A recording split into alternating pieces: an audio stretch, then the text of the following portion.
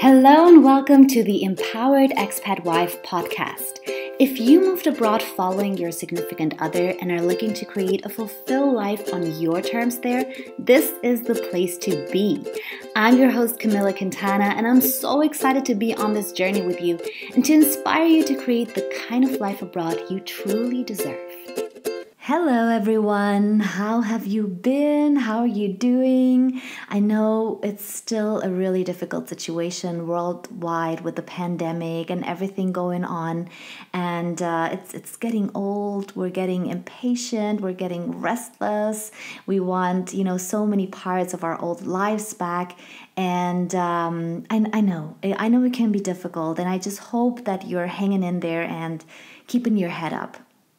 So today I have a really exciting topic, and it's my unconventional but effective relationship advice. You're gonna love it. Valentine's Day is just a couple of weeks away, and so I thought it's a good time to start sharing some relationship-related content. As you might know, I'm a certified relationship coach, and so I'm really interested in this topic. And let's be honest, our love life makes up a huge part of our lives, and the state of our relationship affects all other areas as well, right? So, a large portion of my clients come to me because of a relationship problem. And several of them had been in couples therapy before with moderate success, to be honest. And so over time, and with the help of my incredible teachers and the experience I gathered with clients, I've developed an approach that may be a bit less conventional, at first sight at least, but from what I've seen, it's very effective. And it parts from the basis that it actually just takes one to tango. One person, meaning you, can invite a completely different dynamic into the relationship. You can create really big shifts that don't depend on the other person's willingness to sit down on the therapist's couch with you and to compromise and meet in the middle. That may be something we have to do, in any human interaction, but I think it should not be the answer to our problem, compromising and meeting each other halfway. This should not be the roadmap to a happier relationship, because if I need to change 50% and you need to change 50% in order to make things work, where does that leave us? Who will we become, and will that really make us happy? I think it's a big price to pay. So I'm really an advocate for this conscious inside-out approach that I'm going to present to you in a second. And I realize, it may not speak to everyone, which is totally fine. First of all, because it requires you to look within and to work on some things there. Not because you're wrong or you're to blame for anything. No, that's not what it is. Rather because whatever hurts or annoys or angers you about your partner's behavior has its origin inside of you. It hits a wound within yourself, and that's why you're reacting so strongly. And I want you to cure that wound. And secondly, because it requires you to look at the relationship or at the situation differently. From a different angle, allow in a different perspective on things. And that's exactly what I'm going to share with you in this episode. So instead of explaining any further what my relationship coaching style is like, I'm going to show you in practice with these examples, with these 6 pieces of advice that will follow. And just before I dive into this real quick, I want to mention that, obviously my clients are almost all women who live abroad. And so one particularity I notice among them in my community and also in my own life is that when you live abroad, the dynamic of a perfectly fine relationship can shift and create an imbalance. So let's say you followed your significant other abroad for his career, or maybe you moved to his country to be with him. Chances are you've left your family and friends behind. You might have had to quit your job, leave your network, had to learn a different language, which is closely tied to our self-confidence. And in a way, you might feel like, you let go of your independence and you are in a more vulnerable position. And when you're battling with these feelings of losing your independence, losing your old identity, or rather your self-image, as we talked about last week, or when your relationship is going through a rough patch while you're far away from home, it becomes even harder to deal with this because there's an added sense of urgency to the situation, as your spouse or your boyfriend is often the main reference for you abroad. And so being a team is really important. All right, so let me give you 6 pieces of unconventional relationship advice that quite possibly no one has ever told you, and yet I found they work every time. So let's go. Unconventional relationship advice number 1. If you want to improve your relationship, think about yourself first. I've been saying for a long time that it's only when you have nurtured and taken care of yourself that you can truly nurture and take care of others. And I think us women are so deeply indoctrinated that it's selfish to take care of ourselves. I mean, we are the mothers, the nurturers, the caretakers of our families and communities and societies. We're also so attuned to what others are feeling or expecting from us, and we want to make them happy. We want to make our loved ones happy. And that's why it's so important to use this reframe that in order for you to show up as the best mom and wife, daughter, friend, etc., you need to take care of yourself. And by that, I don't mean bubble baths and spa treatments. I mean doing the inner work. And let me tell you, that is the ultimate service that we can do for another. It's like if you never take a shower, you're gonna be filthy. And if you're out to help people, you're actually going to end up being a burden to many because they have to hold their breaths while you're around them, And the same holds true for not doing the inner work and dumping all that inner filth and gunk onto others.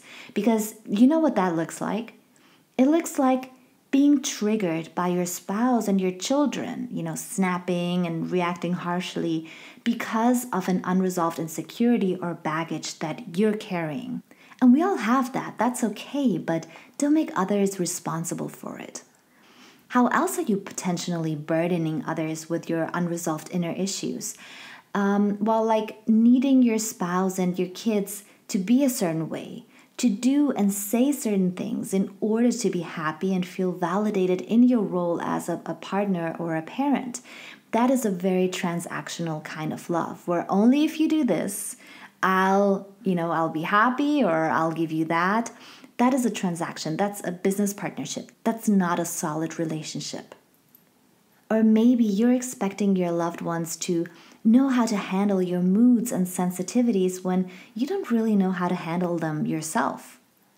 Maybe you're wanting your spouse and kids to know better, quote unquote, because you yourself aren't clear on what your boundaries are. So you expect them to know, not to disturb you right now, not to ask this of you right now, but they probably don't know.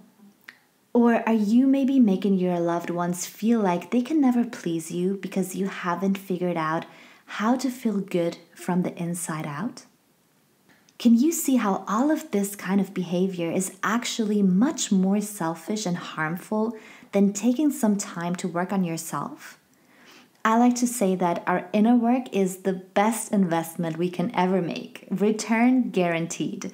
And as you start to understand yourself better, you learn to understand the ones around you better, and you show up as a whole new, empowered version of yourself that doesn't need your partner, or anyone for that matter, to fill up the holes inside of you. Plus, you also teach people how to love and treat you by the way you treat yourself, and that is very important. All right, so on to counterintuitive advice número 2, which is when something's not working in your relationship, focus on what is working. This is a concept I take all my clients through in detail. Sometimes we get so hung up on one very disturbing thing in our relationship that it just really clouds the whole atmosphere and it only distances us even further from our partner. But the problem is that from a place of being distant and annoyed, upset and resentful, you won't be able to solve the problem. You first need to create a basis of mutual respect, team spirit, intimacy, vulnerability, and authenticity in order to be able to tackle the challenges you're facing. Love's just unfair like that. When you're most upset with your spouse, you'll need to get to a place of love before you can really create change. And remember, to me, real change is not just compromising and meeting the other halfway, like I said in the beginning. So I want to suggest to agree to disagree for the time being, and then actively focus on the things that work well in your relationship already and on making those better. And even if you have to start really small, like let's say my husband and I like to watch movies together. Okay, so can you start making it romantic movies? Can you set the scene by preparing a nice snack and drinks while you're watching TV or something? Or cuddle together on the couch while you're watching? That requires no talking, so no arguing, and it will still create a nice moment between you two. And wherever you plant a seed, that seed can grow. Everything starts out as a seed. And so the long-term effect of that strategy is that you're strengthening the bond to your spouse. You're creating happy memories. You're nurturing the relationship. You're also giving each other a break from that nagging issue. And then from that loving place, after some time, you can revisit the problem, and you'll often find that it has either miraculously improved anyway, sometimes it lost importance, and other times it will be much easier to talk about this now with fresh minds, with loving minds and loving eyes.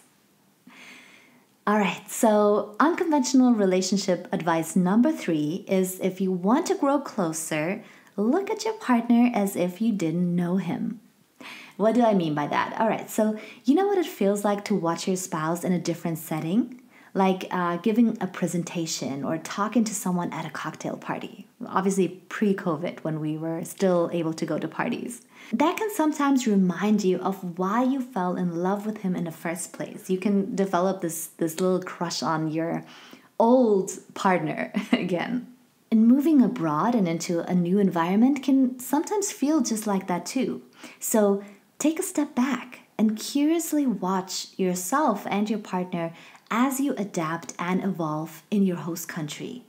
And when the context and the environment and our influences change, we change, or we bring out a different part of ourselves. So I think this can be really exciting. Get to know each other again. Maybe go on a first date together again abroad. It's also a great time to create new traditions together, away from the shoulds and the musts that you may have encountered back home. What feels really good to you as a couple and as a family? Think about it and put it in action. Tip number 4. If you want your partner to change, don't ask him to.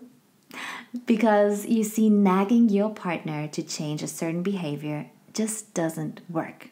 But that doesn't mean that you have to put up with everything. After all, living together and sharing your life with one another requires us to, have a certain level of consideration. But a much more effective way is to reinforce the good in your significant other. To look at him with loving eyes and transmit to him that you believe that he is actually good. And listen carefully, because I know many of us make this mistake and we'll say things like, "Oh, I know you would never do this for me," or "You're just not good at doing this and that." So you transmit to him that you don't actually believe that he's either capable of doing it or capable of change. And it has been very well documented that humans will work very hard to uphold the positive image another has of them. But if they don't feel valued by someone else, their motivation to make an effort really decreases. And I think that's what happens sometimes when a couple splits up and then one finds someone new, and all of a sudden they're completely changed. They look great, they feel great, they do different things, they live a new life.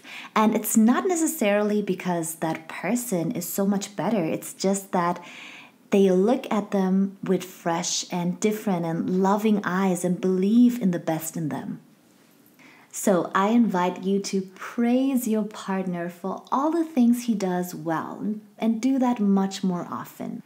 Relationship expert Dr. John Gottman talks about the magic ratio, according to which positive interaction should be 5 times as high as negative in order to have a happy relationship. So really, be kind to one another, be generous with compliments, and watch what happens. I believe this is your best chance at inspiring positive change in your significant other. And you see what the difference is? One would be kind of forcing him to change, by nagging him, by threatening him, by complaining all the time. And the other is inspiring positive change in your significant other. And that is possible. Unconventional tip number 5 is if you want to work on your relationship, do not try everything. In my coaching practice, I've heard so many clients say, I've tried everything. It's hopeless. And I like to respond to that, well, you probably tried everything you could think of, but you haven't tried what's needed to create change. And it's only natural that we think of the things that we would personally appreciate, but our partner is not like us. He's a completely different person with different sensibilities, different modalities, and preferences. So get inside his mind and his heart. Be curious and put your detective's hat on to find out what is it that your partner likes and needs, even if it's something that seems silly to you. What gestures, what words, what things make him feel loved and respected and happy? Also, what do you think are his main values? So for instance, someone who values peace will act and react in a very different way than someone who values power and influence. What are his values? That will give you also very important clues about his behavior and his go-to reactions. If he's up for it, you could do a personality test together, like the Enneagram or whatever it is, and share the results with each other. I found that so revealing in my relationship. It really helped me understand my husband better because people are just wired really differently, and it is so hard for us to see that the things that are most important to us may not be the things that are most important to others and vice versa. And then I'd like you to reflect on your happiest time together or the beginning of your relationship. What has changed since then? How are you treating your partner differently now than you were before? And be really honest about that. Write those prompts down or listen to them again because this is powerful stuff, I tell you. You don't need to try everything, just the things that really work. And then last but not least, number 6, watch your thoughts because they can be read. We tend to think that our thoughts are private, right? And as a result, you may occasionally engage in a big, juicy internal rant about your significant other. And you might say, oh, but it's not like I'd actually tell him that. The truth is, though, that our thoughts do matter, and in a way they can be read. First of all, when we're very close to someone and know them very well, we can intuitively read between the lines. And I know you know that's true from yourself. We send out clues to others through our body language, a pause, a look, the way in which we formulate a question, or the fact that we ask it at all.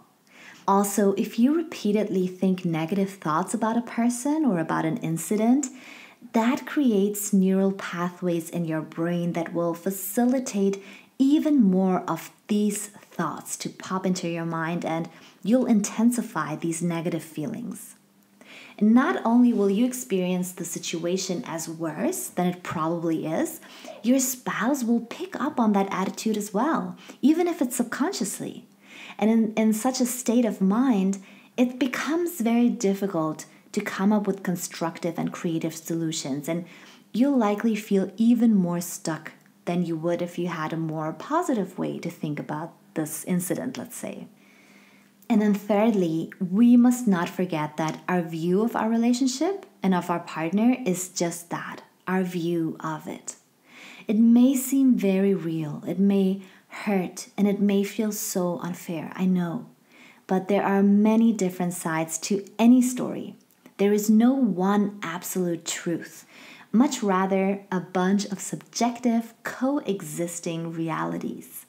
But by feeding your mind with one side of the story only, you make it really difficult to see other aspects to it.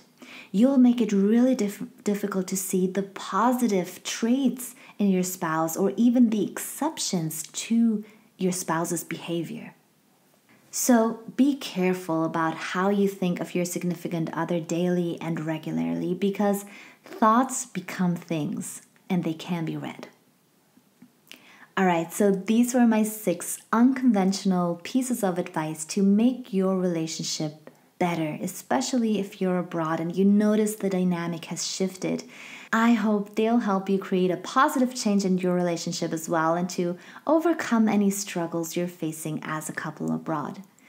And if you'd like to get personal assistance and really work on your particular relationship, I'm opening a few coaching slots in the month of February, so you can book a call via my website, www.camilaquintana.com, and you can tell me about your situation, your relationship, and we can see what we can do together to make this relationship or this marriage great.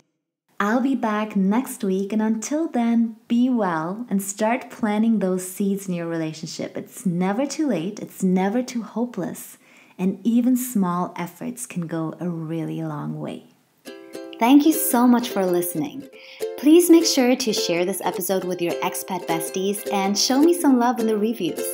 Want more juicy content designed for expat wives? Then head over to my website, www.camilaquintana.com, or follow me on Instagram and Facebook at coach.camilaquintana.